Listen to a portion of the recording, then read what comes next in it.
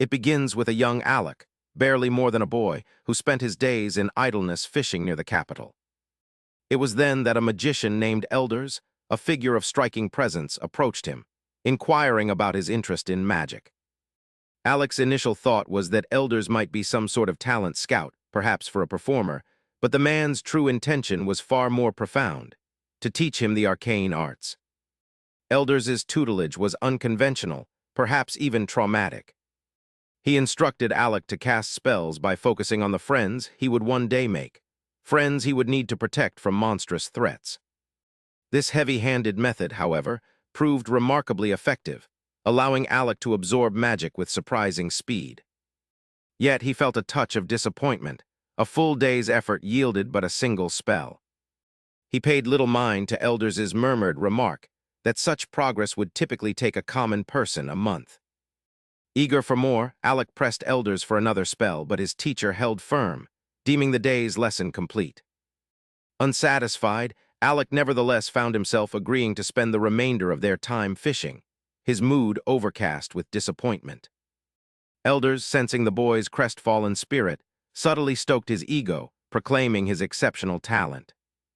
He suggested that Alec's innate gifts alone would forge him into a great magician, and that fate would guide his path.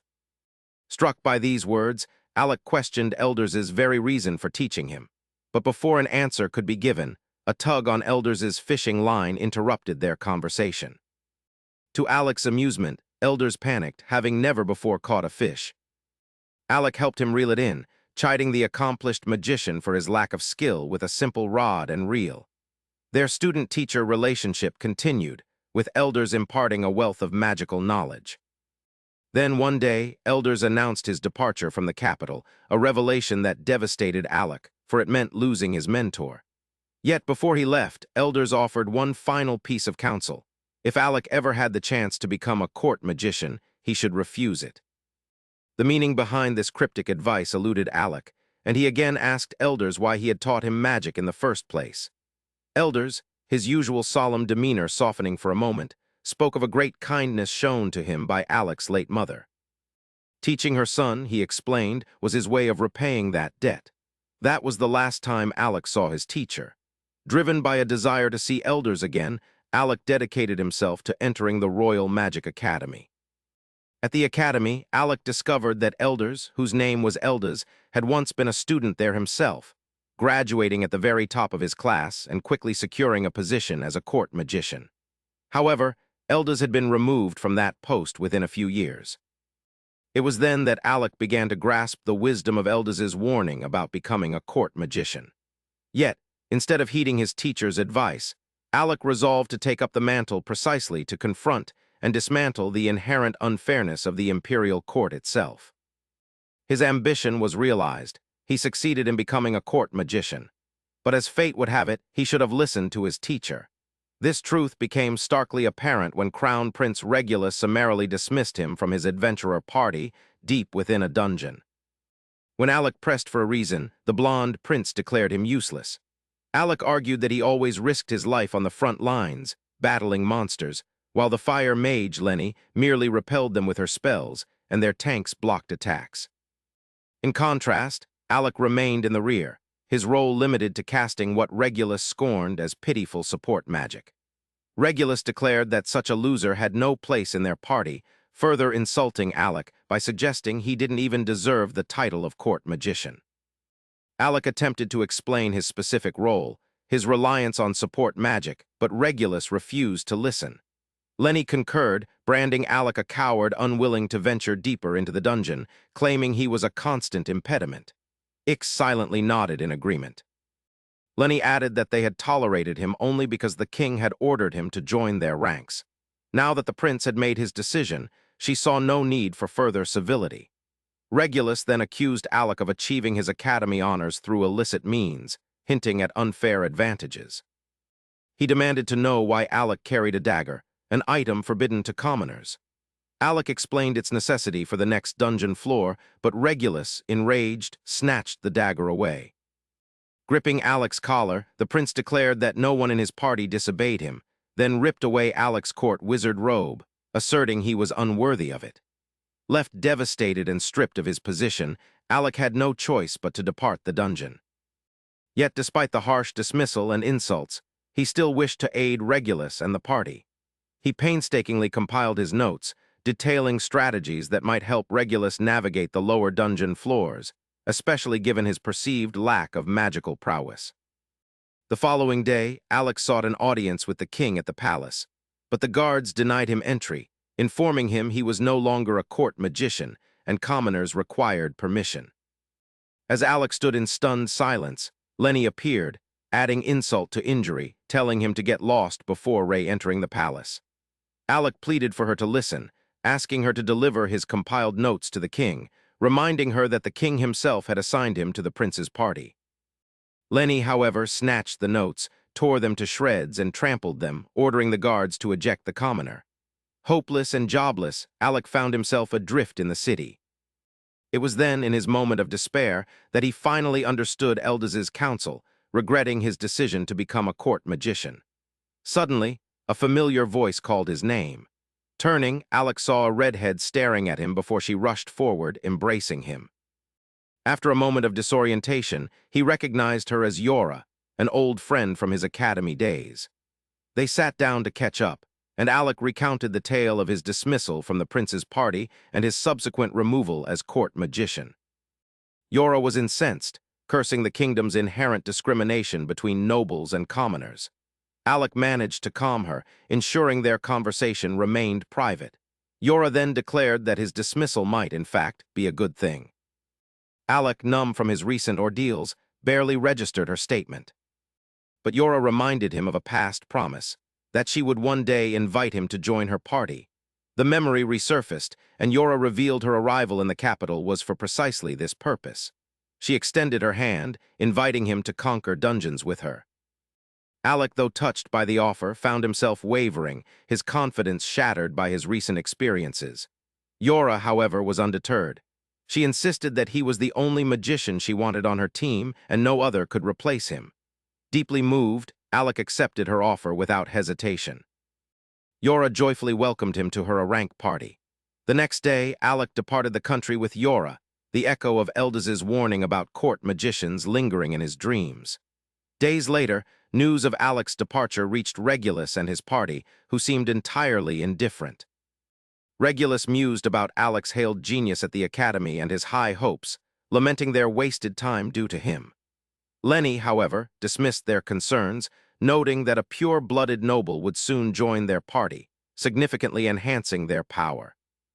Meanwhile, Alec and Yora arrived in Fizzle, a city renowned as an adventurer's hub, where social standing held little sway. Yora, eager to register Alec as an adventurer, led him to the guild. Upon reaching the guild hall, they encountered an unexpected obstacle. The receptionist informed Alec that he could not join Yora's party due to its advanced status. They had cleared beyond the 30th floor of the dungeon, and Alec needed 2 years of guild membership before he could be permitted to join them. Yora, in a fit of pique, pleaded for an exception, but the receptionist remained unyielding. Yora then inquired if her friend Kra had indeed approached the receptionist, who confirmed Kra had indeed tried, even resorting to threats, but the guild staff were accustomed to such tactics and remained unmoved. Discouraged, Alec and Yora left the guild empty-handed, seeking respite in a public park. As they ate lunch, Yora explained that their party had reached the 52nd floor of the dungeon, and waiting 2 years was unfeasible. Undeterred, she proposed a solution. If they couldn't tackle dungeons beyond the 30th floor, they would use shallower dungeons as warm-ups. Alec agreed, and they promptly ventured into a low-level dungeon teeming with insect monsters. Yora employed her reinforcement magic to boost Alec's speed, darting around and swiftly dispatching monsters. However, the situation grew dire as Yora observed the relentless increase in the number of bugs, which seemed to be growing stronger. Alec concurred, suggesting a disturbance within the nest was compelling the monsters to act with such ferocity, yet maintained they still had the situation under control. As they continued their fight, Yora activated her shield and charged ahead to locate the nest. Alec cautioned her about the significant risk, but she dismissed his concern, remarking that he seemed to have lost his edge. The Alec of the past would have handled such threats with ease. She urged him to trust her, to reclaim his true self. Alec realized she spoke the truth. Regaining his confidence was paramount to escaping their predicament. He recalled Eldaz's lesson about needing to save his friends from danger, and this memory fueled his resolve to shift to the offensive. Alec quickly eliminated several monsters with fireballs before dispatching the remaining foes with his dagger. Soon after, a massive swarm of monsters surrounded them, but Yora remained unconcerned. She cast a barrier around them, providing Alec the time he needed to unleash a powerful wide-area spell that instantly disintegrated all the bugs. Once the immediate threat subsided, Yora patted his back, affirming he still had it. Just then the ground beneath them trembled, and a colossal earthworm emerged, attacking Yora and nearly swallowing her. Alec declared he would save her, instructing her to activate her shield. Yora, placing her complete trust in him, activated her spell as Alec summoned a fire serpent, which he directed at the earthworm, reducing it to ash. Yora, unharmed, descended to the ground and rushed towards Alec, proclaiming him still the strongest attack mage she knew. Their battle, she mused, brought back memories of their academy days. Back then, they had struggled against a formidable five-headed dragon whose relentless attacks proved overwhelming for their weapons. However, Alec, with sufficient preparation, had obliterated the creature with a single spell. This decisive victory allowed them to clear the 68th floor of the dungeon, setting a new academy record. And now, Alec was poised to rejoin that same cadre of friends, the very ones who had conquered the level 68 boss. They had been hailed as the academy's most promising batch of students in years. Even their instructor, Rosie, recognized something unique in these four students, their seamless synergy and unmatched teamwork setting them apart. They returned from the dungeons battered and bruised, but with wide smiles, having shattered the all-time record for dungeon progression, far surpassing the previous strongest party that had only reached the 32nd floor. Finally, graduation day arrived. Rosie unveiled their scores. Rain ranked 4th, Craw 3rd, Yora the runner-up, and Alec, by a significant margin, the highest-scoring student in recent history, the class valedictorian. They were all buoyant with hope, playfully teasing their instructor, even earning themselves some detention for it. As they departed the academy together, their peers watched with envy, sensing the birth of a legendary party, one destined for greatness. They were unaware that Alec would soon choose a different path, opting out of an adventurer's career to pursue the role of a court magician. His party members were stunned by his decision, though they understood the allure of a court magician's stable position and pay. Despite their disappointment, they harbored no resentment, wishing him well. Yora, in particular, promised they would one day be a team again. In the present, that promise seemed to be materializing. Alec and Yora were celebrating in a bar. After a single glass of liquor, Yora was utterly inebriated, lamenting their inability to access deeper dungeons, before promptly falling asleep on the bench. Alec smiled, recalling her similar behavior during their academy days, a true S-class personality. He draped his jacket over her for warmth. However, one patron in the bar took exception to his perceived softness. Approaching Alec, the man mocked him as a beta male, a sentiment rooted in his admiration for Andrew Tate. Evidently possessing anger issues, the man raised his bottle, intending to smash it over Alec's head. Alec, however, effortlessly deployed a mana shield, blocking the assault before turning to face his aggressor. The man smiled, pleased to have finally garnered attention. He revealed he already knew Alec was a court magician, expressing surprise that someone of his caliber would be attempting to become an adventurer. Alec's sudden shift in demeanor confused him, but what truly baffled him was the burly man producing an adventurer's pass, placing it on the table as an apology for testing him with the bottle. He added a condition: Alec must demonstrate his magic if he wished to keep the pass. Alec remained bewildered until Yora, groggily rousing, identified the man as the guildmaster, questioning his presence. Alec was at a loss, pondering why the guildmaster would simply bestow such a pass upon him. The guildmaster, apparently easygoing, handed it over, then led them to the training grounds, describing it as an underground area where he tested parties seeking advancement. This, he declared, was where Alec would showcase his strength. Yora interjected, suggesting it might not be the ideal moment given Alec's recent drinking. Alec, however, assured them he had sufficient mana reserves. The guildmaster formally introduced himself as Levy, a name that immediately registered with Alec. He recognized Levy as a formidable mage who had once led an S-rank party. Levy chuckled, dismissing those as distant memories, and clarified the requirement: impress him with his magical skills. With that, they prepared for their spar. Alec initiated, unleashing an offensive thunderbolt spell which Levy expertly dodged, countering with water magic, conjuring what appeared to be water balloons. Alec evaded them, sensing the guildmaster's superior range. He resolved to adapt his strategy, opting for close-quarters combat. To his surprise, Levy didn't retreat. Instead, he slammed his fists into the ground, augmenting himself with reinforcement magic, significantly boosting his speed. He then dashed towards Alec, sidestepping him at the last possible moment, and began revolving around him with incredible velocity, attempting a solid punch. Alec barely managed to block it with his mana shield, but the impact shattered the shield, sending him hurtling into the walls. Levy expressed admiration for his resilience, remarking that few could withstand such a blow. Yet, Alec emerged from the dust cloud, proclaiming Levy a true S-rank adventurer. Levy appeared somewhat perplexed by Alec's nonchalance, having expected fear or anxiety. Alec explained that he was continually forgetting his former status as a court magician, bound by rules and limited to defensive magic. Now, unburdened, he could unleash his full offensive capabilities. Levy laughed, inviting him to attack with full force. Alec produced his familiar stiff wood, this time transforming it into a magical blade. Levy readied himself, conjuring more water balloons. Alec, however, dodged the first before slashing through the next. He feigned an offensive charge, prompting Levy to respond in kind. This was Alec's plan.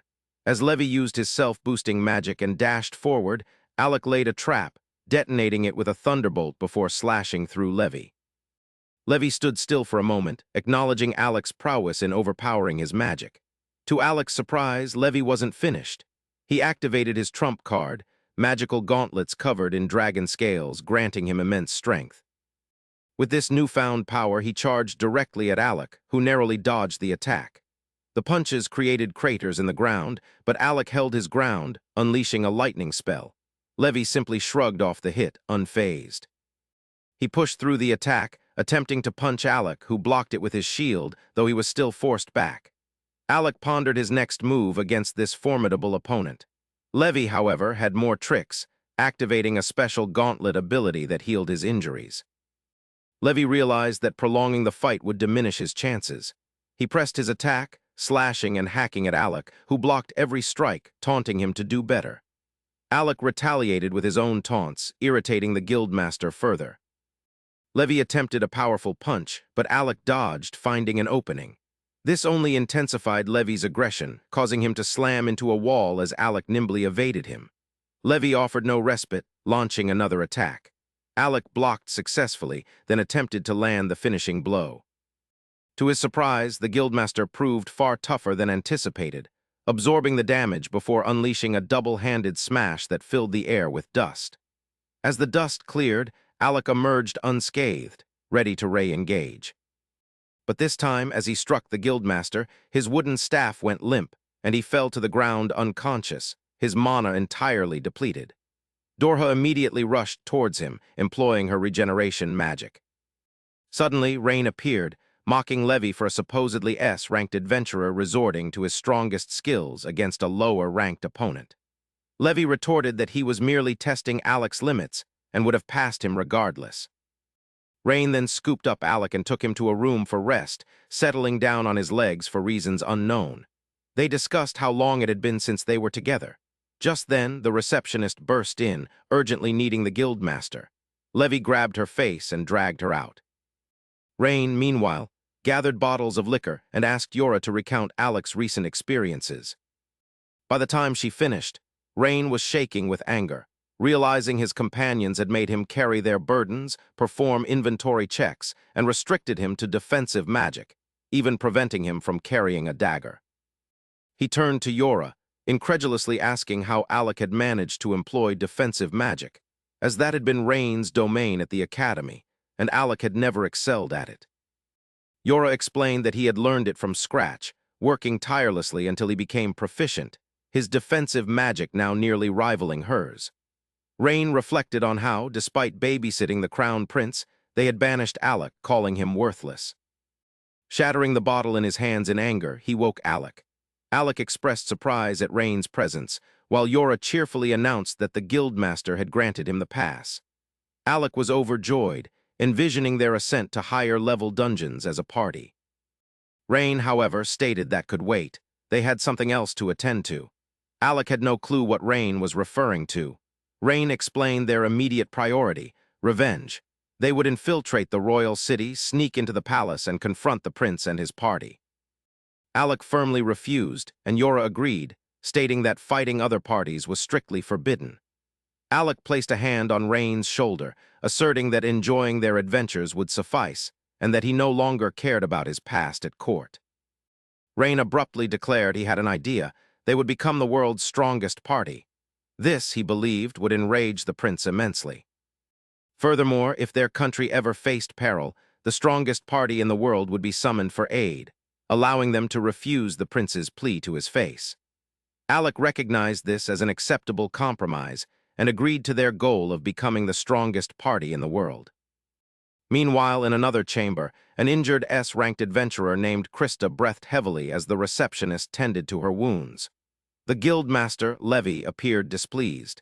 If an S-ranked party was in distress, the entire guild was put in jeopardy. Krista informed Levy that her party was stranded and urgently needed assistance. Levy immediately convened an emergency meeting, summoning all A-rank adventurers to explain their impending rescue mission to the 64th floor.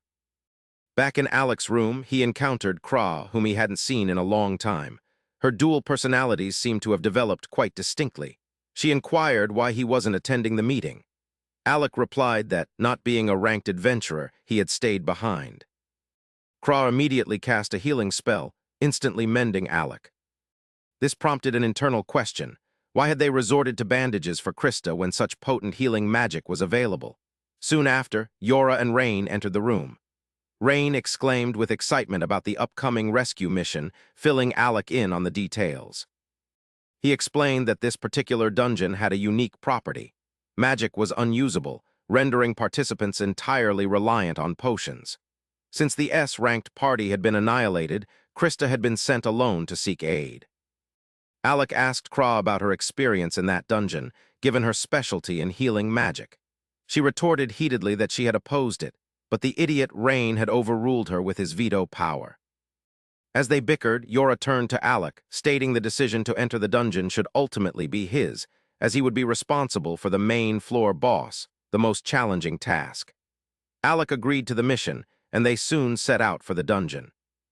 Standing before the entrance, Rain declared this was the beginning of their party's legend. They quickly reached the dungeon entrance, characterized by an affinity that nullified healing magic, forcing them to rely solely on potions and evasive maneuvers.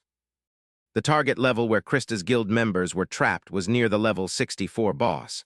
However, to reach it, they first had to clear all preceding levels, including their respective bosses. Rain realized that progressing floor by floor would be too slow. But Yora produced a magic crystal, explaining Krista had given it to them. This crystal would allow them to skip all intermediate levels and teleport directly to level 64. Alec marveled at its apparent importance and rarity. Krista, however, was primarily focused on rescuing her comrades.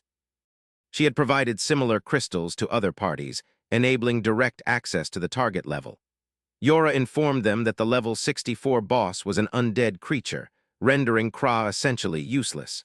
Given Yora's role as a support mage, the majority of the battle would fall upon Alec. Rain advised him to conserve his mana, letting him handle the lesser enemies, as he didn't want Alec depleted before facing the undead boss. Kra, in turn, warned them that from this point onward, they would be fighting for their very lives, emphasizing the seriousness of the situation, given that even an S-ranked party had been wiped out. Far from being discouraged, Rain felt more alive than ever, hyping them up and declaring that their legendary party's story began now. With that, Yora tossed the magic crystal into the air, and they were instantly teleported inside the dungeon at level 64. They found themselves in a dingy cave where numerous undead skeletons, armed with shields and swords, rose from the ground. Rain, however, remained fearless, drawing his spear and lunging forward. He began attacking the skeletons before him, easily dispatching them in groups, declaring that level 64 seemed remarkably straightforward. The others watched quietly as more skeletons emerged from nowhere, advancing towards them. Rain fearlessly charged, slashing and hacking at any enemy within reach. Yora, however, grew concerned as Rain moved beyond her support magic range. She ran after him, calling him back, with Alec and Kra following.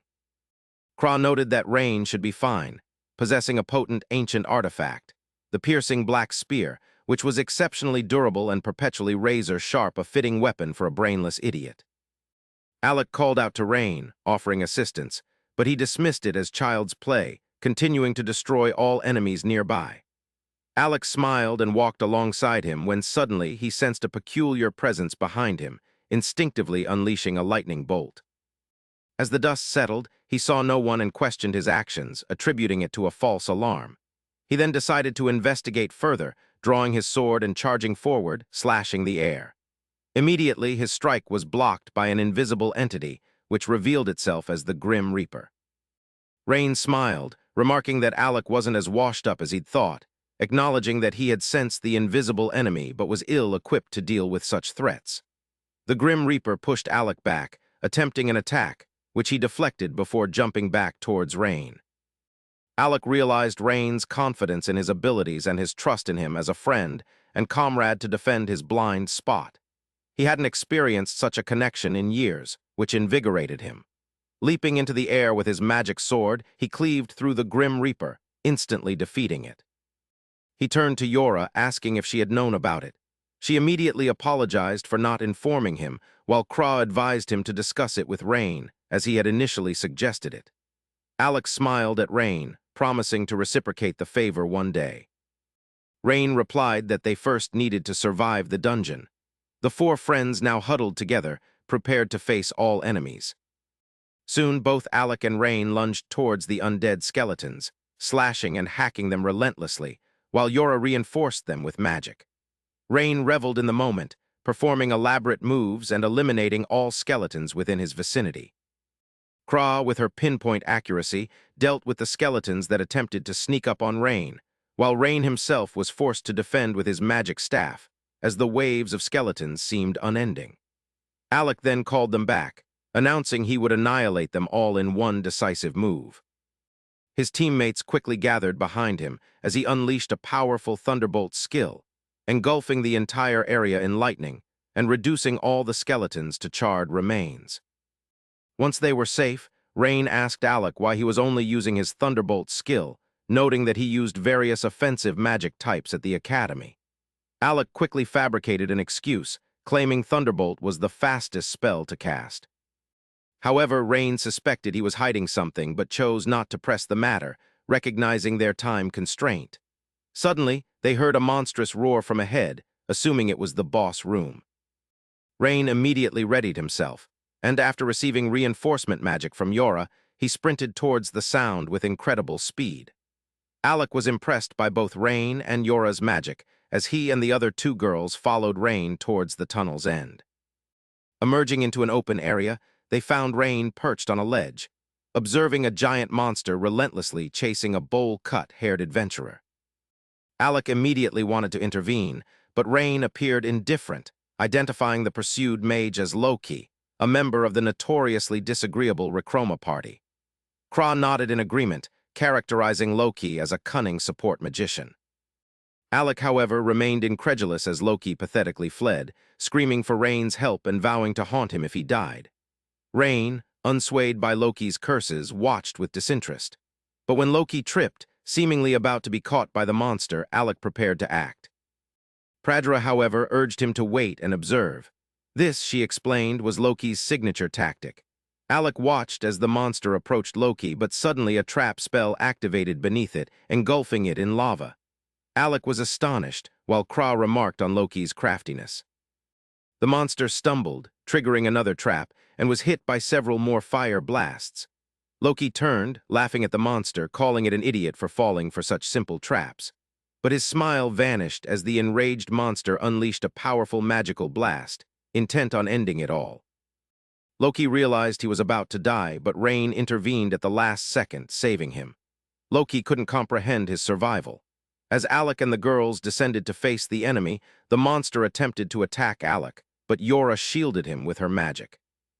Alec tried to use his thunder spell, but to his surprise, the monster immediately turned, charging towards Rain and Loki.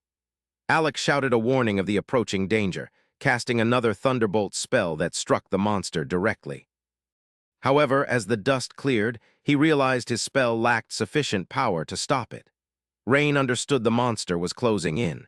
He deployed a last resort tactic, turning towards the monster and weaving between its legs to juke it. He then hurled Loki towards Krisha, who fell to the ground alongside the cunning support mage. Yora instructed Kraria to escort Loki to the ledge while they dealt with the monster.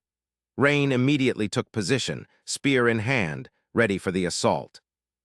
They waited until Kra had safely moved Loki before preparing for the final confrontation. Yora amplified all of Rain's stats with her magic, and he charged towards the monster, dodging its attack, leaping into the air, and delivering a spear thrust to its face. The monster, however, proved far more resilient than anticipated, shaking Rain violently and throwing him to the ground. Yora rushed towards the injured Rain, but the monster immediately attempted to crush him. Fortunately, Yora managed to cast her shield magic, blocking the attack and giving Rain time to recover. Alec, meanwhile, appeared to be conducting an orchestra, creating 5 magic circles around the monster. Loki commented that creating 3 magic circles was difficult enough, and for Alec to manifest 5 simultaneously, he must be a genius. Kraja replied that Alec was capable of much more. To Loki's astonishment, Alec created 20 magic circles at once. The monster charged at them, but Rain leaped onto its body, stabbing it in the tail, giving Alec the crucial time needed to complete his spell. He jumped off the monster as Alec finalized his preparations, unleashing a thunderbolt magic combination that shocked it in place. But as Alec attempted the finishing blow, the monster, surprisingly, sidestepped and avoided the next attack. The monster began charging its own magical blast, but Kra used a spell to blind it momentarily. Yora then cast a magic spell, conjuring massive chains that ensnared the monster. Rain seized this opportunity, throwing his spear like a javelin and impaling the monster through the head, while Alec prepared the final strike. To their surprise, the monster remained mobile, unleashing its powerful magical blast once more. Alec stood unafraid, readying a spell known only to 2 people in the world: his teacher, elders who had created it, and himself, having learned it from elders. The moment the monster fired its magic blast at Alec, he employed reflection magic, returning the assault with double the intensity. The monster, however, proved incredibly tough, surviving even this. Clinging precariously to life, it attempted the spell again. This time, Alec combined his reflection magic with multiple magic circles, engulfing the beast in a monstrous inferno, reducing it to ashes, while Rain delivered the final blow, cleaving its head in half. They began celebrating their victory, but their cheers were interrupted by a figure thanking Alec for his help, recognizing him as the court magician. Alec clarified he had left that position. Loki declared it a loss for the prince and his party. He then dropped a bombshell. The monster they had fought was not the true floor boss, but a sub-boss foolish enough to chase him, becoming isolated. This revelation stunned Alec and his party, prompting them to wonder how strong the actual boss would be if a sub-boss had proven so challenging. Loki explained the sub-boss was a necromancer disguised as a knight in black armor, noting that physical attacks were only moderately effective, good for buying time. He then turned to Alec, presenting a magic wand topped with a cross. Alec seemed to recognize it. Loki revealed it was an ancient artifact, and the wand transformed into a sword in Alec's hands. Rain remained skeptical, questioning why Loki would surrender such a valuable item. Loki merely laughed, stating his intention was to use Alec as bait in the vanguard. Their shock and confusion were palpable. Loki elaborated that Alec, appearing as a weak mage, would draw the boss's attention. They could then set an ambush, defeat the boss, and claim the glory. While Alec and his companions battled for their lives in the dungeons, the prince and his party were engaged in a dungeon on the opposite side of the continent. Unlike Alec's group, who expertly navigated the caves and overcame far stronger enemies, the prince's party appeared as novices, scrambling to escape caterpillar monsters. The prince was perplexed. Mere months ago, these low-level caterpillars would have been a trivial warm-up. Now they seemed incredibly difficult to combat. He berated his mage to use offensive magic, but the mage, terrified, began to cry.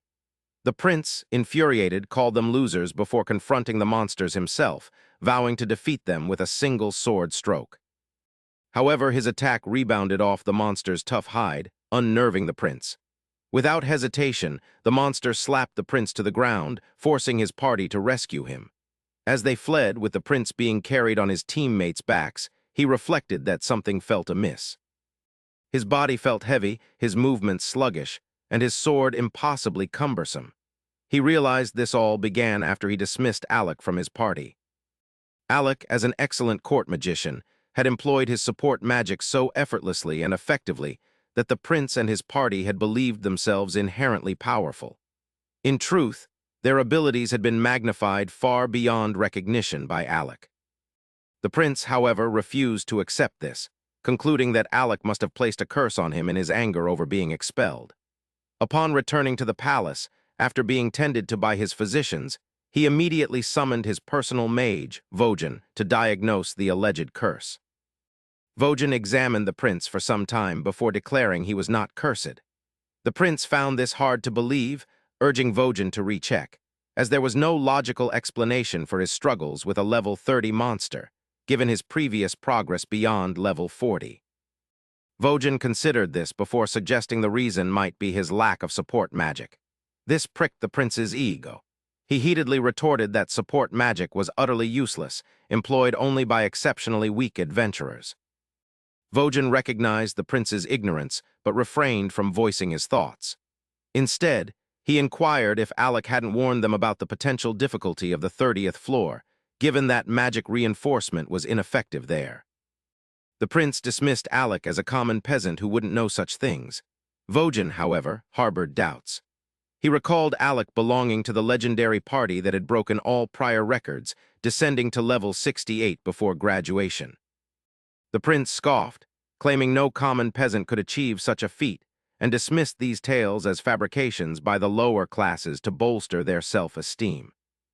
Vojan realized further discussion was futile. Before he could respond, a messenger entered, instructing the prince to present himself at court, as his father, the king, wished to speak with him regarding Alec, the former court mage. The prince rose and proceeded to court with Vojan. He found his father seated on the throne and asked the king's purpose. The king inquired if the prince recalled the court mage elders. The prince, having been very young then, had no memory of him. The king recounted that a considerable time ago, a noble named Elders had served as a court mage. His influential family had facilitated his recommendation and selection. However, Elders differed from his predecessors. He consistently challenged discrimination, urging the king to reform the kingdom's practices. Angered by this perceived slight, the king banished Elders, stripping him of his titles and family name. Hearing this, the prince chuckled, deeming it the foolhardy mages just deserts, as even a noble should not address a king in such a manner. His father looked upon his son with sadness, stating Elders was exceptional. He had enrolled in the Magic Academy as a commoner, excelled in his studies, and graduated as the top student and valedictorian. This led to his reappointment as court mage, this time based solely on his skills, not his lineage. The king mentioned that Elders continued to petition him for approximately 1 to 2 years, advocating for improved treatment of commoners, highlighting their exceptional talents, even citing one commoner who had saved his life. However, the king remained unyielding, and one day Elders simply vanished. The prince, puzzled by his father's narrative, finally understood the king's point. It was time to reform the kingdom, recognizing the need for commoners with talents like Alec's. The prince, astonished, protested that Alec was a useless peasant, good for nothing. The king then produced a torn parchment left by Alec, detailing the entire 30th floor, including its monsters and strategies for clearing it. The king asserted that only someone who had repeatedly cleared the 30th floor could provide such intricate details. The prince, shocked, countered that they couldn't seek assistance from a commoner, as it contradicted the principles instilled in him by the king since childhood. The king looked down in shame, admitting his methods had been flawed and that he intended to rectify them. From this point forward, people would be judged by their skills and strength, not their class or status. The prince stared at his father in disbelief before excusing himself from court, claiming illness. Back in the main dungeon, Loki continued to plot with the others regarding the floor boss. He instructed Alec to use only the sword he had provided, prohibiting any magical attacks. Alec, still not fully grasping the plan, questioned the efficacy of a sword against a monster immune to physical hits. Raja suddenly understood Loki's intent, to deceive the monster into perceiving Alec as a swordsman, not a mage, thus not a threat. However, she couldn't comprehend the rationale, believing the monster would attack anything within its reach. Loki, shaking his head, insisted this monster was intelligent and capable of strategic planning. More importantly, it was a swordmaster, a fact that intrigued Alec, who yearned to witness such a creature. They finally agreed on the plan, but the boss room was still a considerable distance away. Loki, however, had a solution: teleportation. Yora was horrified, deeming teleportation magic highly classified, accessible only to top government officials. Rain, however, suspected a sneak like Loki would acquire it easily. He quickly began drawing a magic circle, while Alec discussed with Yora the potential consequences and blame shifting if they were caught using the teleportation magic. Alec remained uncertain about trusting Loki. Yora cautioned that while he might be unreliable, he was undeniably dependable, citing a raid he led 2 years prior on a high-ranking dungeon, which he cleared without casualties. Alec was surprised by this, and Yora added that Loki's party leader was also known for their integrity. This seemed to reassure Alec, who stood up smiling, ready for the final confrontation. Once the magic circle was complete, they stepped onto it, and the entire area glowed purple. Yora marveled at Loki's ability to perform the teleportation spell. He warned them to be ready and alert, as they would be teleported directly into the boss room. They landed on top of Rain, immediately noticing a colossal dark knight battling a party of 3. The mage of that party urged one of them to retreat and summon aid, stating a rank mage or higher would be necessary to survive. The girl immediately ran back, while the other, a small fighter, lunged at the knight, her attack blocked as the mage unleashed fire magic. The knight's armor seemed impervious, making the elf realize his disadvantage. Before he could formulate a plan, Rain sprinted past them with incredible speed, thrusting his spear at the monster. The knight blocked it, pushing Rain back. Rain grew excited, recognizing the monster's immense strength. Alec attempted a sneak attack from behind, but the knight leaped and evaded the strike. The boss immediately turned towards his new adversaries, engaging them in a prolonged exchange of sword slashes and spear thrusts, while Kra and Loki escorted the other 2 adventurers to safety, even fending off 2 fresh attackers. The floor boss showed no signs of weakness, relentlessly pressing the attack, forcing Alec and Rain back with a barrage of sword slashes that began to wear them down. Rain decided to try a new maneuver, lunging at the monster with his sword drawn. Just as he expected, the knight leaped into the air to dodge the thrust. Rain immediately pinned the knight's cloak to the floor with his spearhead, trapping him and creating an opening for Alec. Alec attacked immediately, beheading the knight with a single, well-placed strike, his body collapsing to the floor. Just as they believed the fight was over, the knight regenerated, standing headless and advancing toward Alec and his party. Alec realized this must be a headless rider, and the large monster they had previously defeated was likely its mount. The headless knight accelerated to an insane speed, attacking them, but Alec barely managed to block a strike that would have killed them all. Rain quickly lunged forward, and together with Alec they managed to push the knight back. The battle, however, was far from over. The knight grabbed its head, reattaching it with a surge of raw energy. The knight attacked Alec again, who barely blocked it, yet was still blasted into a wall. Fortunately, Yora's shield saved Alec's life. He quickly downed a healing potion and replaced Rain, giving him time to regenerate. They continued their arduous battle against the undead monster while Loki focused on his scheme. Finally, Loki revealed himself on the battlefield. The entire arena glowed with a purple magical aura, unnerving the knight, who recognized Loki as a mage, the only type capable of defeating it. The floor boss charged Loki with incredible speed, slashing his chest before Alec could even react. Loki's lifeless body fell to the ground, bloody, but it was all part of his plan. It was merely an illusion. This placed the monster precisely where Loki intended, trapping it in icicles and slowing it down. Rain immediately leaped into action, using a teleportation magic trap to appear behind the monster, stabbing it before retreating. The other small fighter also joined the fray.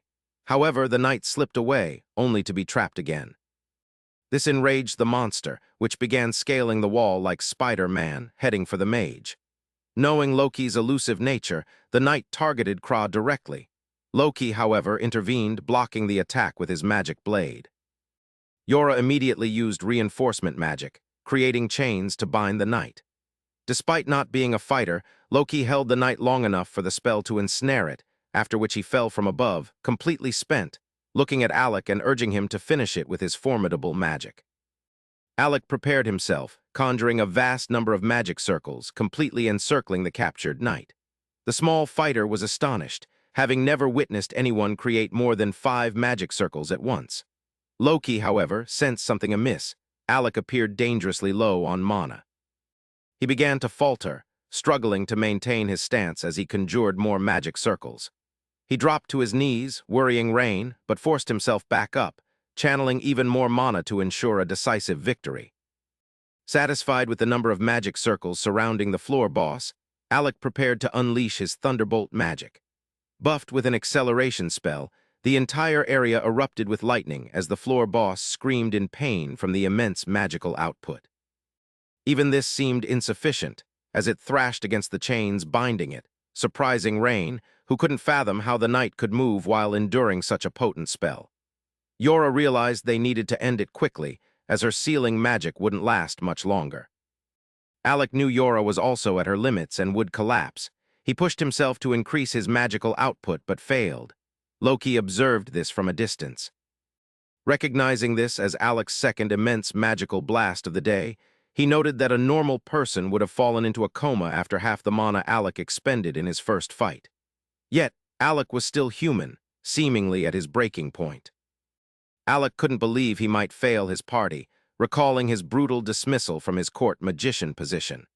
He remembered abandoning his school friends when they wanted him to join their party, yet Yora had happily accepted him.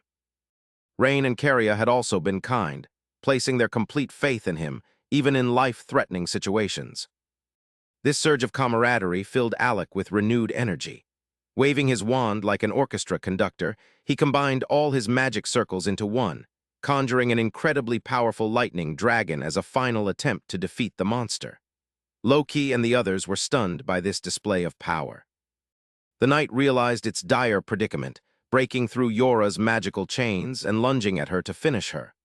Fortunately, Alec was prepared, launching his lightning dragon directly at the monster, which attempted to parry the attack with its massive sword. But Alec's magic proved too potent for the Dark Knight, obliterating it in a single blast, leaving nothing but ashes. Alec immediately collapsed, his body refusing to move, exhausted. Yet he found solace in knowing his party would be safe and unharmed. Above him, the knight appeared, thanking him for saving their lives.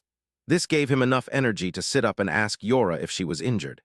Rain and Kra arrived, also thanking Alec for defeating the monster, acknowledging they were all safe because of him. Rain, however, noticed Alec's suppressed emotions and what he endured as a court magician. He told Alec that they were all his party members and friends, urging him to reveal what troubled him, as it was the source of his restlessness and changed behavior. He used to be cheerful, but had become a sulky, brooding figure since his banishment. Rain's words touched Alec, who realized he had found true friends and promised to share everything. Loki arrived later, claiming to be the true hero and deserving of acknowledgement from the girls, leading to Kra and Yora beating him up. Meanwhile, the long-haired elf approached Alec and bowed, thanking him for his help and for saving them all. He introduced himself as the leader of the top S-rank party in the guild, Rechroma. Before Alec could respond, the small fighter, Belle, rushed up, kissed him on the cheek, and introduced herself, immediately asking if Alec would join her for dungeon quests.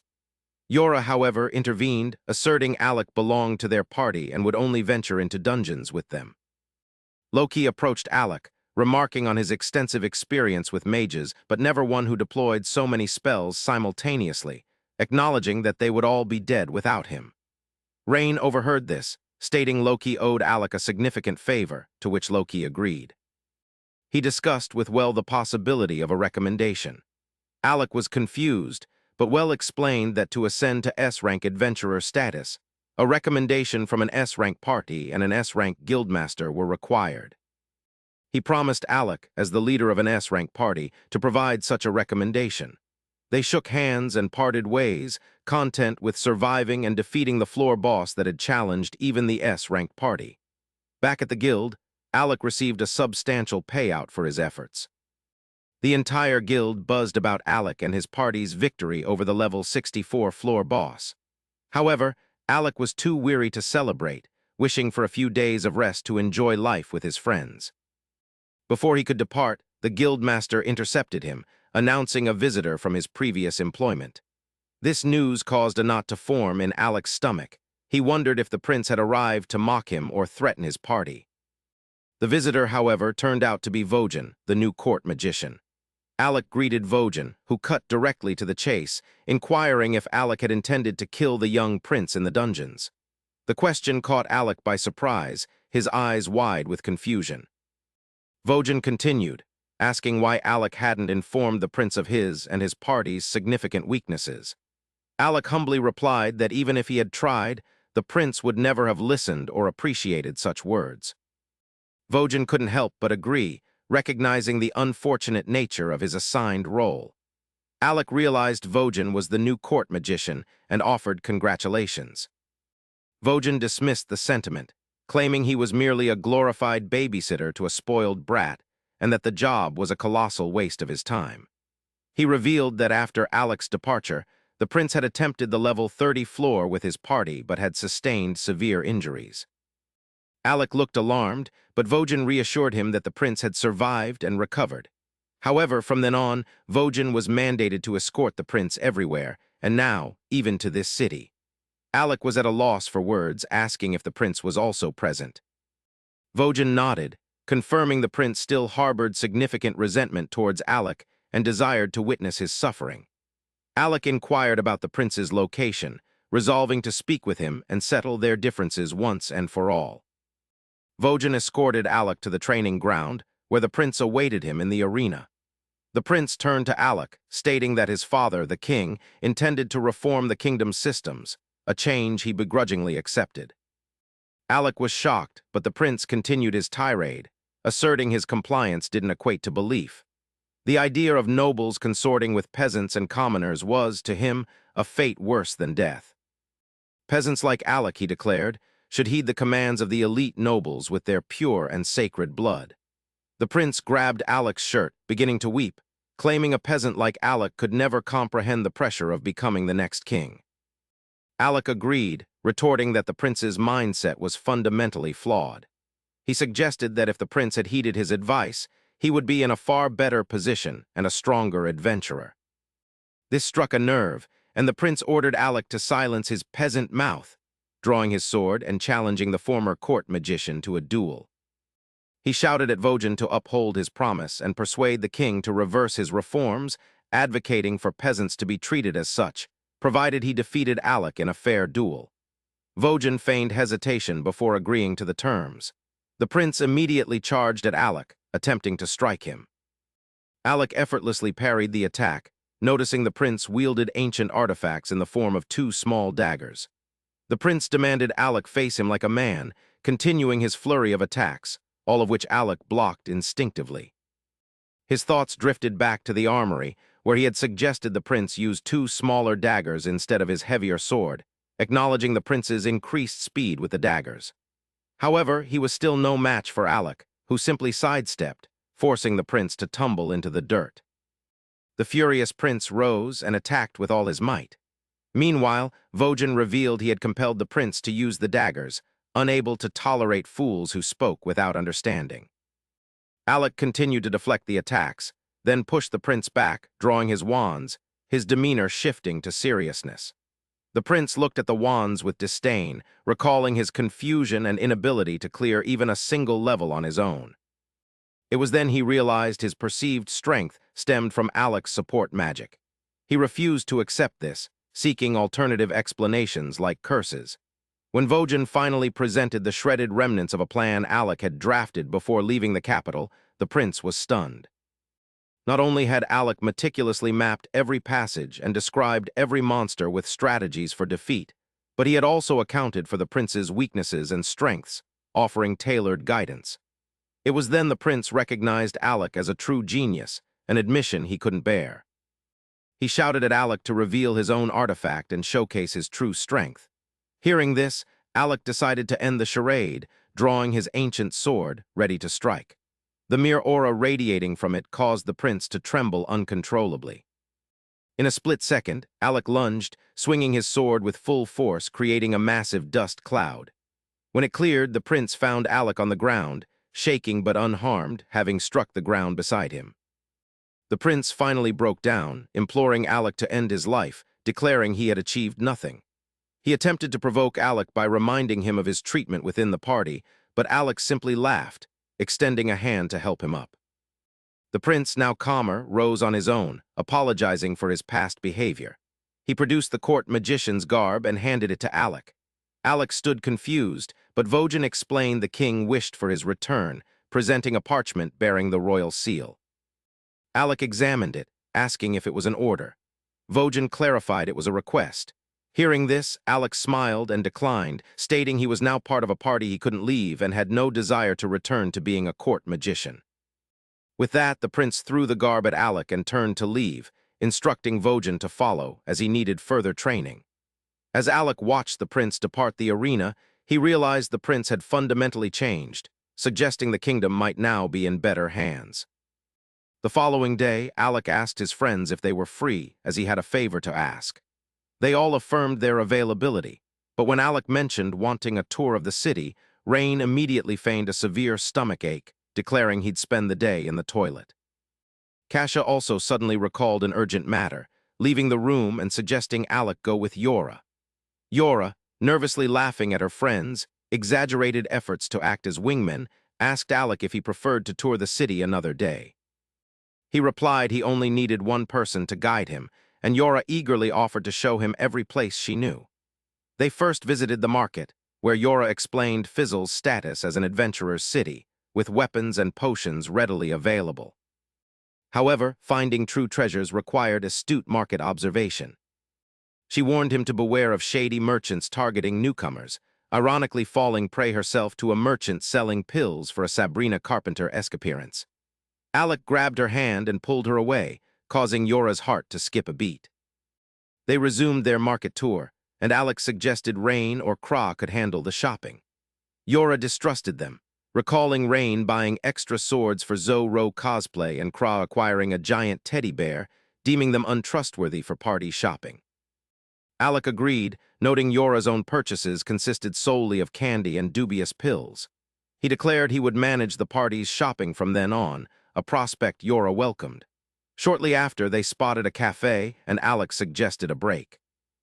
Over coffee, Alec inquired about Kasha and Rain's animosity towards Loki.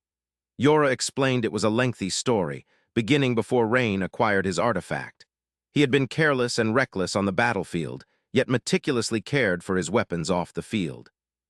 Alec recalled this from their academy days, remembering Rain's refusal to buy a new weapon due to his attachment to his old one. Yora then recounted how, 2 years prior, they had encountered a struggling party in a dungeon and decided to assist. Coincidentally, Loki and Well were also present. They agreed to cooperate. During the fight, Rain used his body as a shield for an adventurer, and though he feigned being fine, he collapsed en route to the exit. Loki and Well carried him, but even unconscious, Rain clutched his spear tightly, striking Loki's head with every step.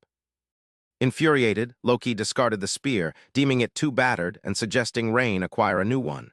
Alec finally understood.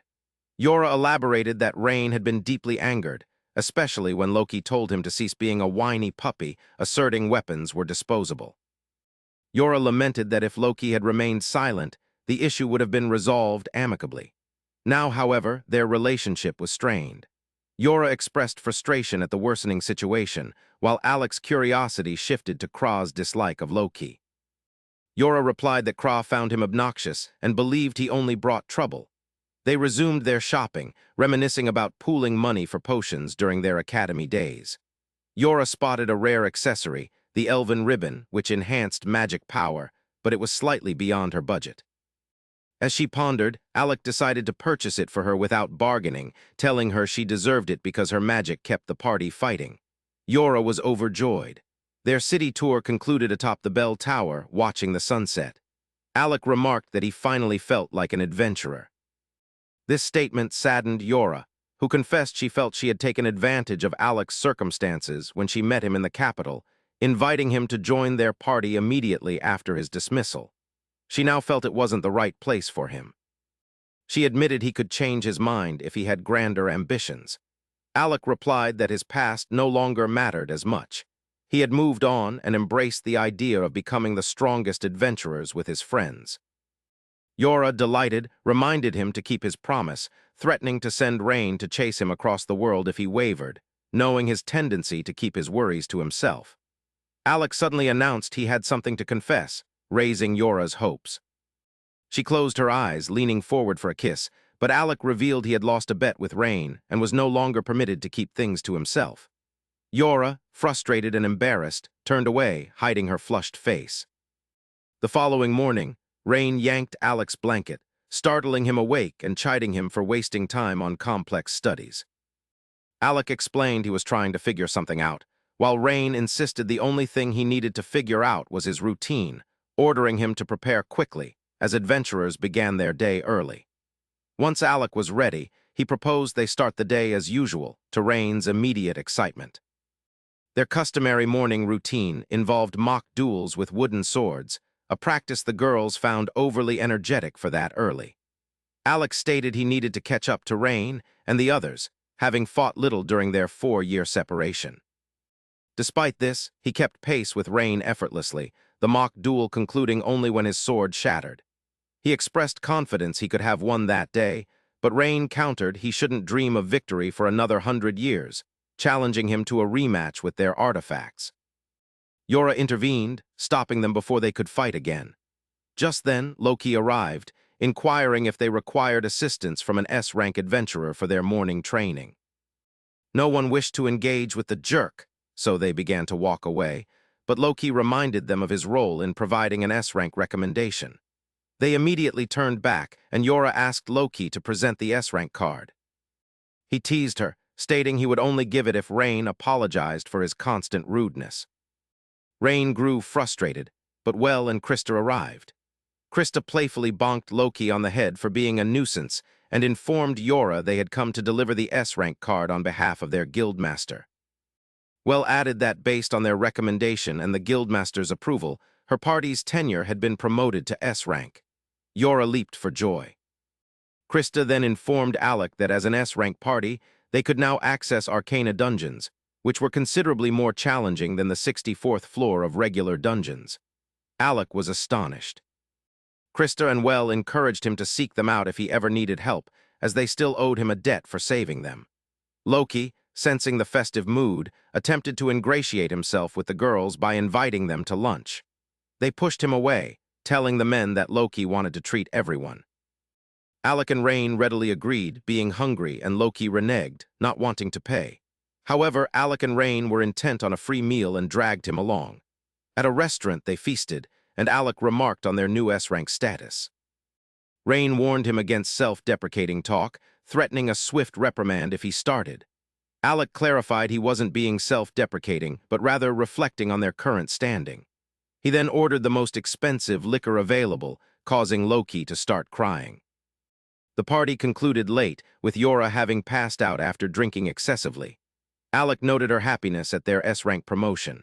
Crashed replied that it wasn't the sole reason for her overindulgence. She was also pleased Alec chose them over the king. Alec suggested they had moved past that, but Rain insisted there were still matters to address. He expressed anger that Alec had handled the situation without consulting him, as he had intended to inflict serious harm upon the prince for trying to remove Alec. Just then, the guild receptionist rushed in, urgently requesting Kraw's healing expertise for several injured individuals. Kraw followed her, finding numerous injured people admitted. The receptionist thanked her, explaining the influx of injured patients. Kraw inquired if they were hurt in a monster raid, but the receptionist revealed the injuries were inflicted by other people. Kraw was shocked, and the guildmaster summoned her to another room to treat a critically ill patient. He explained the patient was Olivia from the party Nameless, who had been attacked alone by the Shadow Guild. Kraw found Olivia covered in slash wounds, realizing the healing would be extensive. As she prepared to begin, Olivia grabbed her hand, asking her location. Kraw replied they were in the guildmaster's office and explained Olivia had been attacked by the Shadow Guild. Olivia's rage flared upon hearing this, cursing the traitor responsible.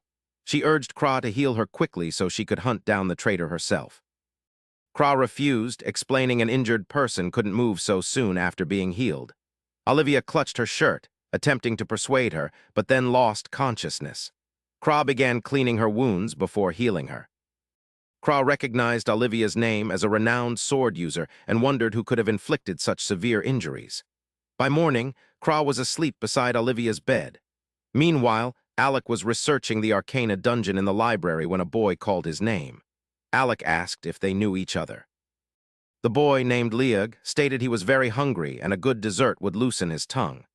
Alec's curiosity piqued. He treated the boy to desserts, after which Leog revealed he was a member of the S-rank party Nameless. Alec nearly choked on his coffee, asking Leog what he wanted. The boy explained he had heard much about Alec and wished to invite him to join their team for a dungeon raid. The next morning, Kraw decided to check on Olivia. Even from outside, she heard rhythmic counting. Pushing the door open, she found Olivia sitting on her bed, practicing sword swings with a wooden sword despite her injuries. The guildmaster watched her with an exhausted expression. Kraw immediately told Olivia to put down the weapon, fearing she would reopen her wounds. She then admonished the guildmaster for passively observing instead of intervening. He replied he had tried, but Olivia was unyielding, and he believed only she could manage such stubbornness. Olivia rudely addressed Kraw, stating her legs were still not functioning, and Kraw should focus on healing them so she could resume her unfinished task. The guildmaster urged Olivia to reveal who attacked her, but she firmly refused, stating her answer would remain the same. Kraw intervened, telling the guildmaster to leave as she needed to dress Olivia's wounds. She then escorted him out, returning to Olivia, checking her bandages and applying fresh ones to prevent infection. Olivia asked if Kraw wasn't interested in knowing her attacker, unlike others. Kraw recalled Olivia's agitated state the previous night, cursing a trusted betrayer. She replied she didn't concern herself with others' affairs. This seemed to ease Olivia slightly. She bowed to Kraw, apologizing for her rudeness, attributing it to her injuries and distress. Although Kraw had saved her life, Kraw smiled and gently kissed Olivia's forehead, surprising Olivia, who recoiled, stating she wasn't interested in that way. Kraw explained it was merely a soothing magic deployment technique meant to relax her. The warmth on her forehead reminded Olivia of her mother's childhood kisses. She soon relaxed, requesting something warm to drink. Kraw poured tea before leaving to get snacks.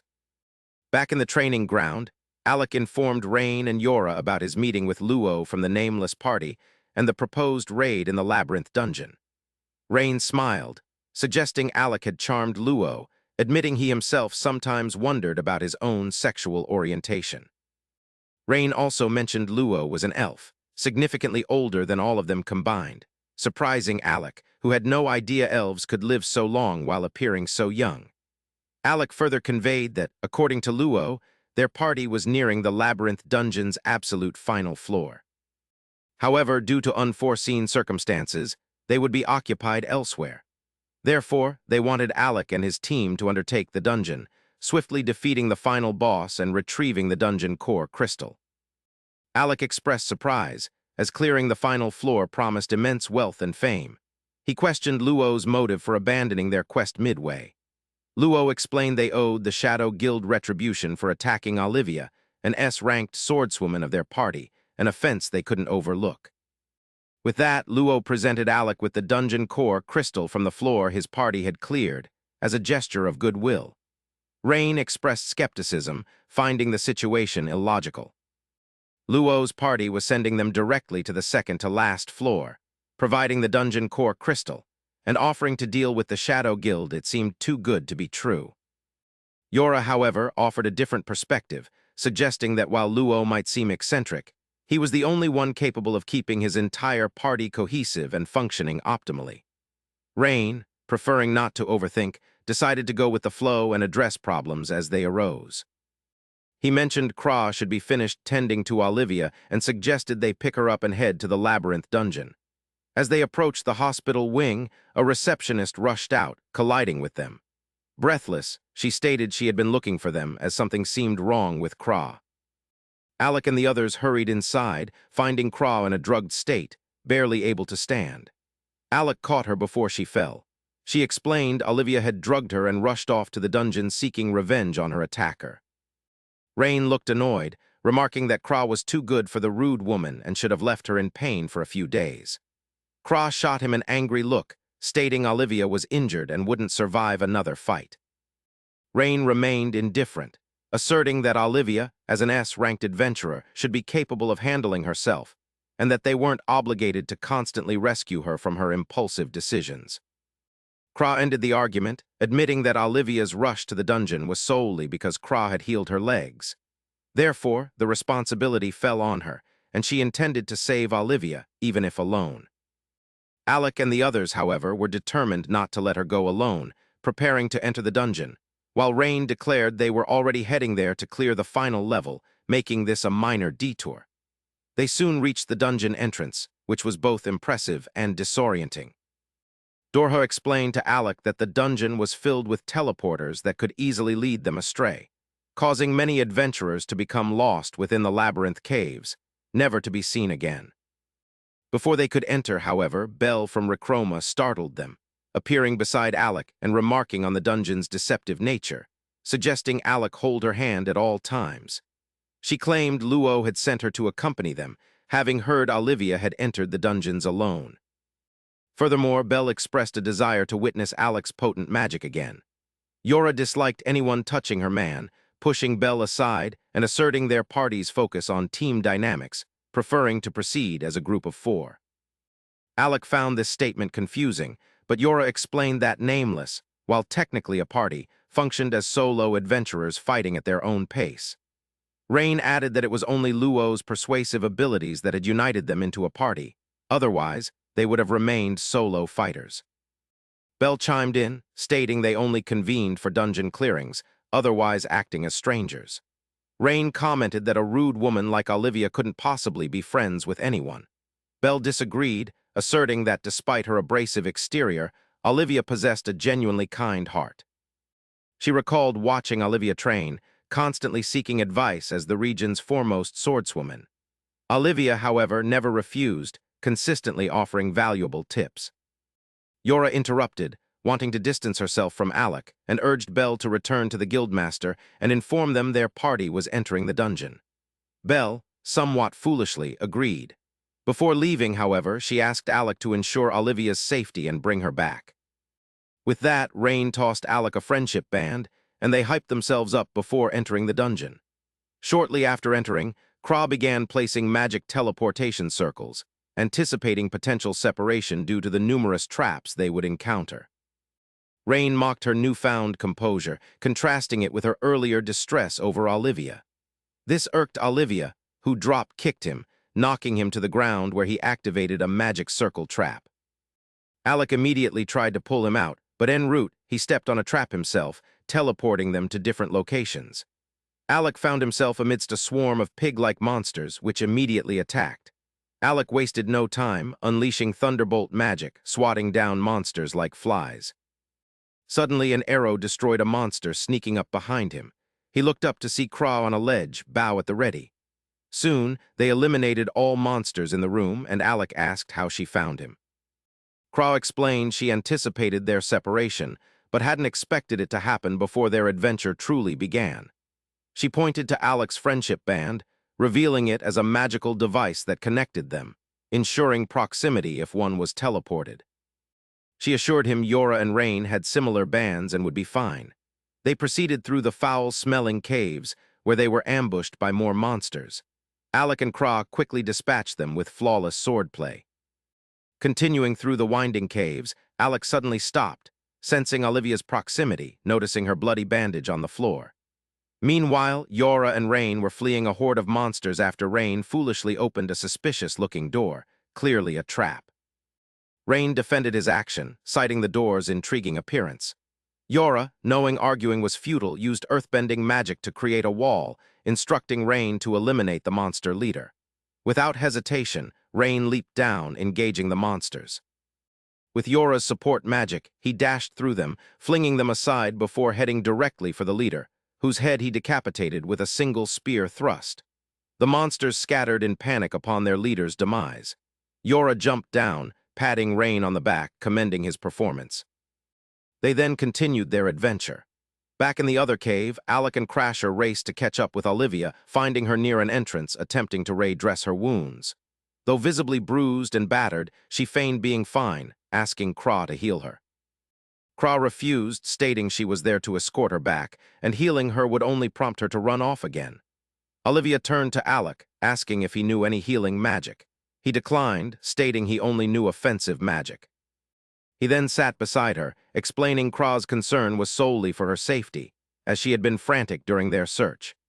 This seemed to soften Olivia, who turned to Kra, cautioning her against trusting people too easily, having been deceived once before. She then stood, declaring that if they wouldn't heal her, she would proceed alone and they shouldn't impede her. Kra, unwilling to give up, instructed Alec to block Olivia's path. Alec complied, while Kra questioned Olivia's objective. She asked if Olivia was pursuing the Shadow Guild, but Olivia scoffed, dismissing their capability to harm her. Her pursuit, she revealed, was personal revenge against the teacher who taught her everything and had allowed her mother to die. With that, she stepped into a teleportation trap, instructing Alec and Olivia to return. Both, however, jumped into the circle, which transported them to a different area, finding themselves in a monster nest, surrounded by colossal creatures. Errol immediately recognized the potential trouble, cursing his luck before drawing his sword and charging. Olivia attempted to draw hers, but Kra told her to wait, using her magic to heal the irrational woman and urging her to conserve energy, as creating teleportation magic circles was time-consuming, and Alec couldn't handle all the monsters alone. This was enough for Olivia. Disregarding idle chatter, she drew her sword and plunged into battle, assisting Alec with a kill, urging him to work together to escape. Kra quickly began creating teleportation circles while Alec sliced through smaller monsters. His gaze fixed on a massive hobgoblin swinging its club, narrowly missing him. As Alec dodged, slashing the monster's back, he realized its size made it too formidable for him to handle alone, unable to reach its vulnerable points. The monster swung again, and he narrowly rolled out of its reach. Recognizing the gravity of the situation and how close he had come to death, Olivia leaped in, cleanly severing the heads of not one, but two hobgoblins with astonishing ease, impressing even the formidable Alec. She sheathed her sword, telling Alec he needed more practice, stating that a true S-ranked swordsman wouldn't be caught off guard by such monsters. Meanwhile, Kra continued working on her magic circle, calling out to Alec to prepare as she was nearly finished. To her surprise, just as it was about to complete, the magic circle shattered. Confused, she attempted to create another, but Alec told her not to waste her energy, suspecting an anti-magic field on this floor, forcing them to rely solely on their own combat abilities. Olivia and Alec stood back to back again, Olivia telling him he needed to elevate his game if they hoped to escape. She then lunged forward, decapitating the nearest monster before swiftly dealing with another in a single slash. Errol admired her quiet precision, contrasting her with Rain's instinctive, brainless fighting style. He understood that to become an S-ranked swordsman, he needed to be as sharp and calculated as her, conserving energy and maximizing efficiency. He attempted to mirror one of her attacks, cleaving a monster in half. Olivia noticed, smiling and remarking he wasn't so bad if he could improve mid-fight. They erupted into a flurry of sword slashes, dealing with a continuous wave of monsters. However, despite Alec's skill, Olivia noted his talent was unmastered, preventing him from reaching his full potential. She advised him against overpowering opponents with brute strength, urging him to treat his weapon as an extension of his body. Kra continued searching for the anti-magic field, but it proved time-consuming, and both Alec and Olivia grew weary from constant combat. Olivia stressed that they couldn't sustain fighting endless hordes indefinitely, as a single slip could prove fatal. Alec devised a plan. He would distract and hold off the monsters while Olivia located and destroyed the anti-magic field, enabling their escape. Olivia agreed and immediately called Kra, asking for the general direction of the anti-magic field. Kra had narrowed it down to one direction, pointing it out, but warned Olivia wouldn't reach it due to the sheer number of monsters. Olivia dismissed her commentary and charged recklessly, dispatching large monsters with single sword slashes, making it look effortless. She continued her onslaught while Alec shouted at the monsters, diverting their attention from Olivia. He ran in the opposite direction, with the brainless monsters pursuing him. Before he could react, Kra alerted him to a flying monster gaining on him. Thanks to the warning, Alec turned back just in time, parrying the monster's attack, momentarily halting it. The monster proved incredibly strong, but Alec gritted his teeth, pushing it back with all his might. However, the monster, undeterred, swooped down again, while another monster attacked Alec, putting him in a precarious position. Alec escaped by decapitating the first monster before charging towards a larger hobgoblin. The foolish bird-like monster blindly followed, intent on destroying Alec, but he used this to his advantage, steering the bird into the hobgoblin, hoping it would kill them both. As the dust settled, he spotted the bird still alive, flying with the hobgoblin's head in its claws. Alec realized this bird wouldn't be an easy opponent, preparing to duel it for as long as possible, giving Olivia time to find the anti-magic field. Olivia continued slicing through monsters, finally spotting a monster mage wielding a special artifact that was generating the anti-magic field. She decimated any monsters in her path, reaching the shaman who had no time to react as Olivia's blade plunged into his back, destroying the artifact with her boots. She immediately called out to Kra, who quickly channeled teleportation magic again. Shortly after, she was ready, telling Alec to hurry, as she needed him as soon as possible. As they departed, Alec decided to retrieve his magic wand, ready to cast some potent spells, and unleashed his thunderbolt magic on the monsters before him, obliterating them. He reached the magic circle, while Olivia continued fighting the monsters blocking her path. Alec realized she needed assistance and swiftly used his firebolt magic to clear the monsters obstructing her, creating a clear path, which she quickly traversed to reach the magic circle, escaping the hellish environment. Upon opening their eyes, they found themselves in an open area, safe for now. Relieved, Olivia turned to Alec, asking why he hadn't revealed he was a mage, not a swordsman. Alec claimed he thought she knew, but Olivia chided him, stating no mage she had encountered would charge into a horde of monsters with a sword. He helped her up, and Olivia thanked him, admitting she wouldn't have survived the floor alone. Braja, however, was not entirely pleased, explaining that healing magic wasn't perfect and only time could fully mend wounds. She warned that if Olivia continued to fight, her injuries would reopen, worsening her condition. Olivia finally revealed the personal significance of killing the traitor. He was responsible for her mother's death. She explained that after her mother perished during an adventure, a man named Mel found her and became her master, teaching her all she knew of swordsmanship. She trusted him like a father after her mother's passing, following his commands until he revealed the truth. In a dungeon she had just cleared, Mel drew his sword and mortally wounded her. As she lay bleeding, he confessed to killing her mother. She couldn't comprehend looking up to the very person who had ruined her childhood and taken her mother. She showed the scar he gave her, determined to find and confront him, believing it the only way to live her life. To her surprise, Alec placed his coat over her, offering to help her fight Mel the Blade Master. Kra, in turn, healed her again, promising to do so as many times as needed. Meanwhile, on the upper floors, Rain and Yora wandered aimlessly through tunnels when they heard approaching footsteps. The individuals turned out to be members of the Shadow Guild, responsible for attacking adventurers. Their leader, a man with sharp teeth, laughed, urging them to prepare for death, but Rain swiftly dealt with them all while Yora bound them. Rain questioned the Joker about his ability to defeat Olivia, asserting he was less than 1% as strong. The Joker laughed, claiming Mel, the Blade Master, had defeated her single-handedly in combat. This was concerning news, and Rain decided they should find Kra and Alec, return to the guild with the Shadow Guild members, and then devise a plan to deal with Mel. Yora agreed, but before they could act, the Joker activated a dungeon core, causing the ground to explode, killing his companions while Yora was knocked out by the blast. Rain attempted to reach her, but the Joker grabbed her and fled with her, Rain pursuing in anger. Alec and the others heard the explosion and followed, finding a massive hole in the dungeon floor. Olivia spotted something and descended quickly, throwing it back to Alec. He recognized it as Yora's hat. Meanwhile, Yora awoke to find herself before a hooded figure, seemingly the leader of the Shadow Guild. He claimed to know her well, which confused her, prompting her to ask, "Who the hell are you?" The hooded man grabbed her face, stating she would soon learn the fate of brats who spoke too roughly. Before he could act, a voice from behind stopped him.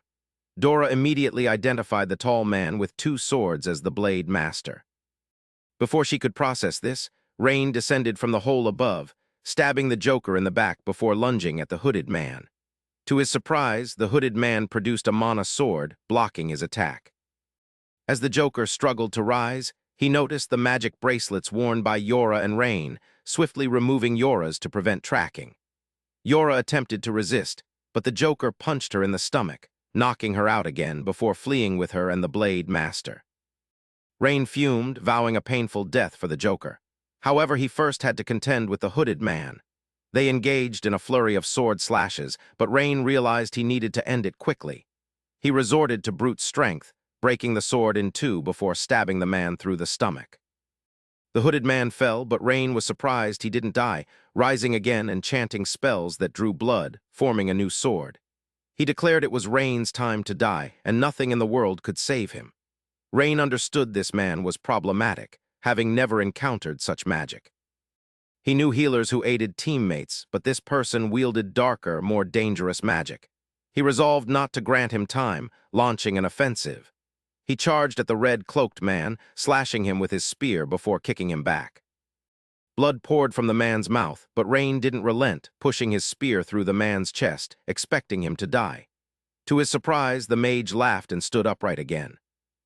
He slowly withdrew the spear, declaring he had faced many fools like Rain before and understood their thick-headedness. He introduced himself as Gloria, the Blood Mitch, stating that no matter how many times Rain tried to kill him, he wouldn't die even if his head were severed. Gloria's blood then began to glow, seeping up his arm to form a blade. Rain was shocked, while Gloria laughed, explaining that the more he was hurt, the stronger he became. Swinging his spear he claimed wouldn't suffice.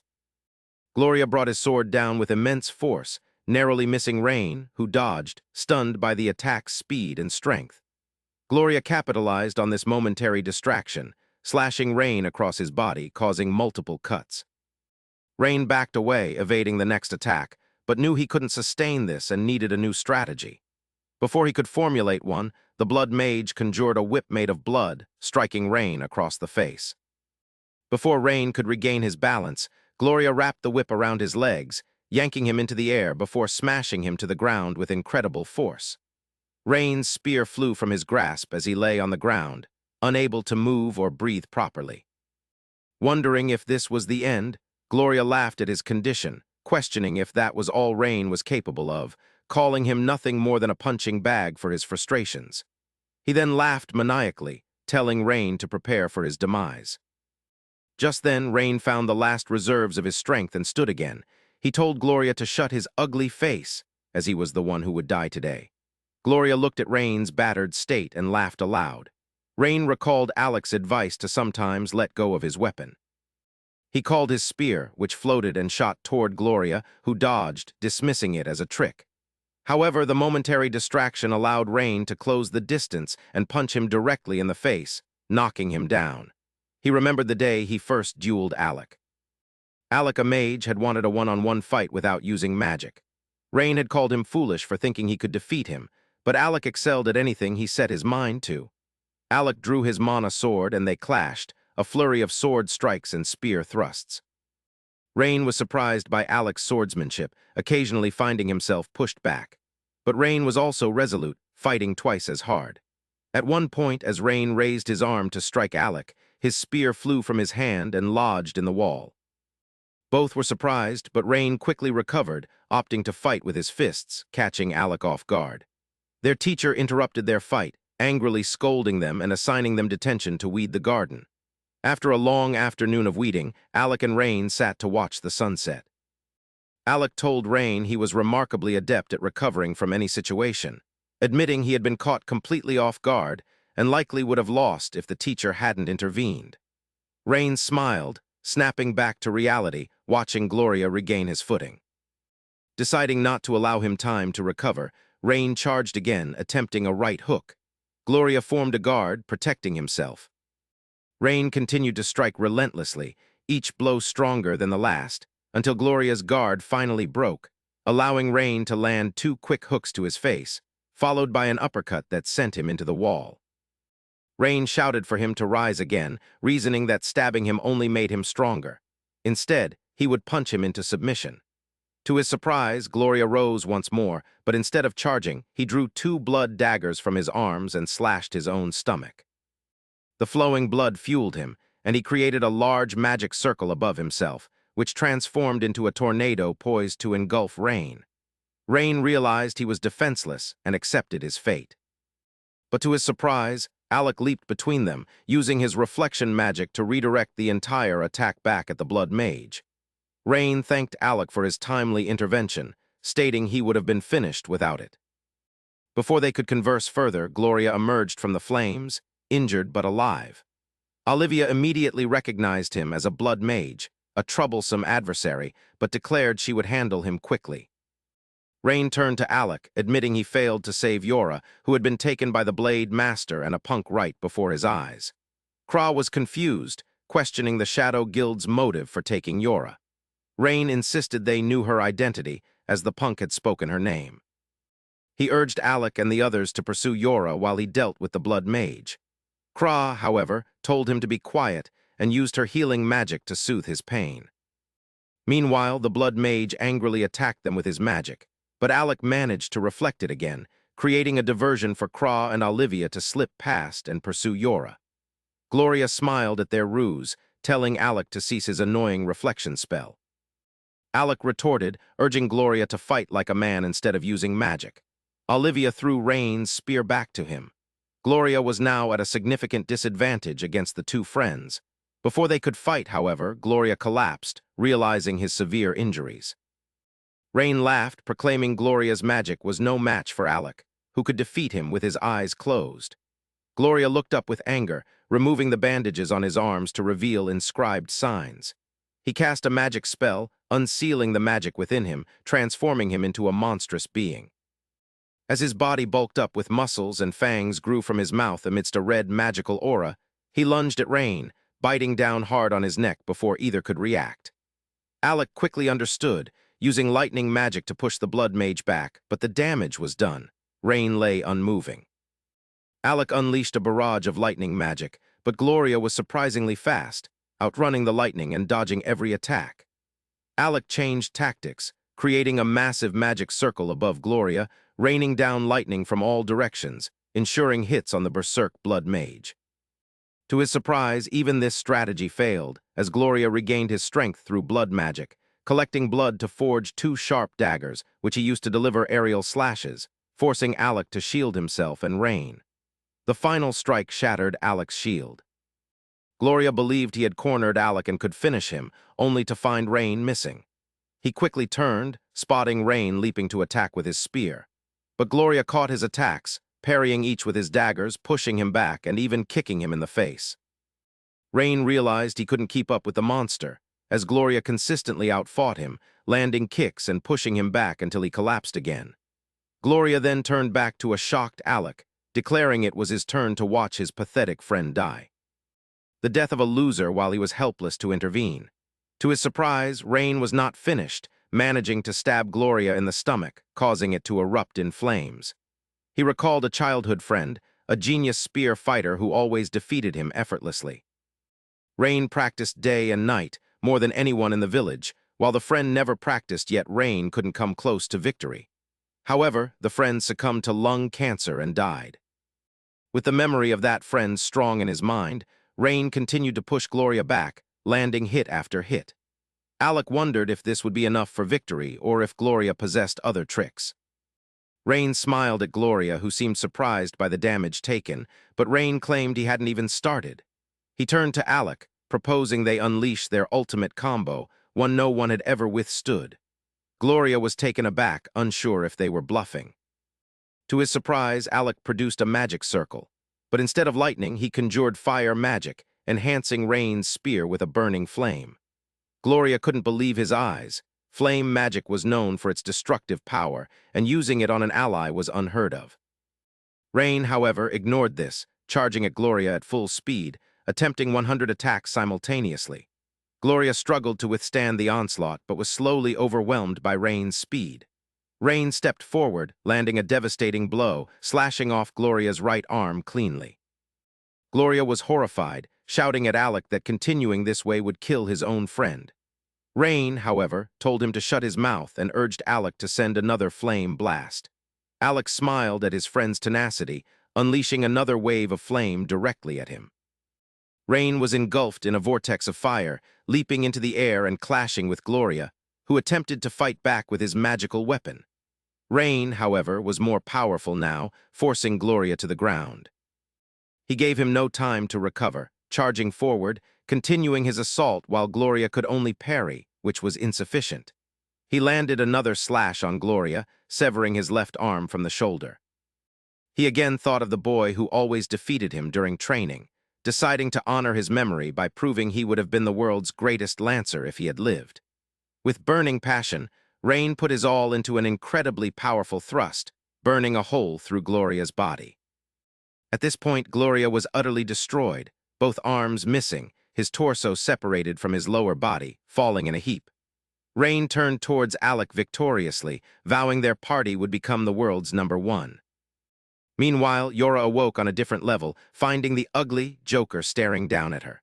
He mocked her, displaying the dungeon core, boasting about how adventurers poured their efforts into defeating monsters on every floor, only for him to swoop in and steal the core after their battles. He told Yora none of her friends would see daylight again. But before he could continue, the Blade Master drew his sword and slashed him across the back, mortally wounding him. He told Yora he was tired of the man's incessant chatter and took the core before approaching Yora, calling her a seeker and inviting her to Eden. Yora was clueless, asking what he meant. He explained that chosen individuals called seekers could perceive Eden, a place where the dungeon core granted its holder any wish. Yora insisted she had no idea what he was talking about and knew nothing of Eden. The Joker on the floor, speaking through a bloody mouth, cursed the Blade Master for crossing the Shadow Guild, vowing revenge. The Blade Master, however, was indifferent, his sole desire being combat experience. The problem, he explained, was that once people called you the Blade Master, no one dared to fight you. At that point, the only way to gain experience was to create more opponents. He sensed something and turned to see Olivia and Crea. He laughed, telling Olivia she should have remained home after her previous lesson. Olivia, however, was too enraged to care, screaming that she would have revenge and he wouldn't escape alive. Yora felt slightly better and shouted at the Blade Master to flee if he valued his life, stating Rain and Alec would soon arrive, leaving him no chance. Mel simply smiled, asking if Yora believed she could scare him into fleeing to avoid another fight, then smiled wider as he inquired if this Alec was Alec Egret, son of Aragret. Yora was confused how he knew about Alec, but Mel didn't respond, stating things were about to become very interesting. Back on the upper floor, Rain, utterly exhausted, realized he would be a burden to his teammates in his current state, and told Alec he could no longer fight. Alec smiled, offering him a healing potion, promising to save Yora and ensure her safety. Before leaving, Rain warned Alec to be extremely cautious of the Blade Master, who could defeat dungeon bosses with a single slash. He recalled their teacher reprimanding him for recklessness, advising him never to engage the Blade Master. Alec smiled, assuring Rain he thought before acting. He promised to bring all the girls back safely and teleported away, while Rain collapsed, finally getting some well-deserved rest. On the lower floor, Olivia rushed towards the Blade Master, fury in her eyes, vowing revenge for what he did to her mother. But to his surprise, she changed direction mid-charge, leaping above him, grabbing Yora and pulling her to safety. She then commanded Kra to attack. Kra immediately unleashed her arrow rain spell, firing a volley of mystic arrows. Mel, however, remained unfazed, using his cloak to block and shatter every arrow. With that out of the way, he smiled at the three girls, who returned his gaze with determination. Yora quickly cast a bind spell, ensnaring Mel in chains, while Crashia loaded another arrow, and Yora enchanted her bow with flame magic. Kra shot her fiery arrow directly at the bound blade master. Instead of fear, Mel smiled and in the blink of an eye drew his sword, slicing through the chains and the flaming arrow. Kra was shocked. That was her strongest attack, and with Yora's support it should have been unstoppable. But Mel had effortlessly cut through her magic. Olivia immediately went on the offensive, realizing Mel had anticipated her plan to save Yora and allowed it, intending to gauge their strength. She appeared behind him, attempting a slash, but it was futile. Mel blocked without looking, pushing her back. Olivia vowed to take his head that night and make him pay for his transgressions. Mel ignored her, remarking on the presence of a talented healer in Fizzle, noting her wounds would challenge any healer. This surprised Olivia. Mel continued, saying Olivia had found good friends and that the bow woman with Yora's support showed future potential. But this facade soon slipped as he called them children playing at being adventurers, expressing disappointment in Olivia's weakness, questioning if she had learned anything from him. He declared she wouldn't have more time to practice, as he would deliver one final lesson: death. A chill ran down Olivia's spine as she remembered him as a father figure throughout her life, teaching her everything, promising she could surpass him. This infuriated her further, and she lunged at Mel, slashing with all her might. Mel effortlessly blocked, then mercilessly struck her face with the pommel of his sword, followed by a devastating kick to her stomach that sent her flying into a boulder. Kra watched in disbelief, immediately drawing her bow and firing an arrow. Mel easily caught and broke it, telling Olivia she was better off alone, as loneliness forged strength. He then turned towards Kra and Yora, launching an incredibly powerful attack, certain to kill them. But at the last moment, Olivia forced herself to move, shielding them from the attack, taking the blow herself and falling to the ground, bleeding. Kra immediately bent down to heal her, but Olivia urged her to conserve her energy and escape. Fortunately, Alec arrived at that moment, leaping towards Mel in a rage, swinging his sword with all his strength. Mel caught the strike with his own sword, pushing him back. Alec landed on his feet, telling the girls to ensure Olivia's safety before rushing back to Mel. Mel calmly stood, drawing his sword, and they engaged in a sword duel, attacking and counter-attacking. They jumped back to regain balance, and Mel used the opportunity to mock Olivia further, calling her weak and raging Alec, who charged back. Mel simply moved aside, calling Alec a mage, not a swordsman, and challenging him to use his magical abilities if he didn't want his pathetic friends to die horrifically. This truly angered Alec, who conjured a massive lightning dragon, blasting it at Mel. The Blade Master, however, remained resolute, parrying the dragon with his sword, managing to hold it in place. Yora couldn't believe her eyes, seeing someone withstand such a powerful spell, but Mel slashed through the dragon, nullifying his magic completely. Alec was shocked, while Mel smiled, noticing blood dripping from his forehead. He declared Alec the perfect adventurer to satiate his hunger, but called him a weak mage, finding no murderous intent in his magic. Errol smiled, recalling Rain's advice not to overdo things. He turned back to Mel, stating that if he wanted to witness his true power, he would see it now. He began to glow, chanting a spell that transformed him into an LGBTQ member. Yora was shocked, explaining that Errol had developed an original spell that broke his limits, drawing mana from his surroundings. This spell unlocked his true potential, granting him control over all magical elements: earth, water, flame, lightning, and ice. The only drawback was its depletion of life force, potentially fatal if overused. Alec, however, seemed unconcerned, telling Mel to proceed, as only one of them would leave the dungeon alive. But that is where this video ends. Remember to like and subscribe to the channel. Thanks for watching.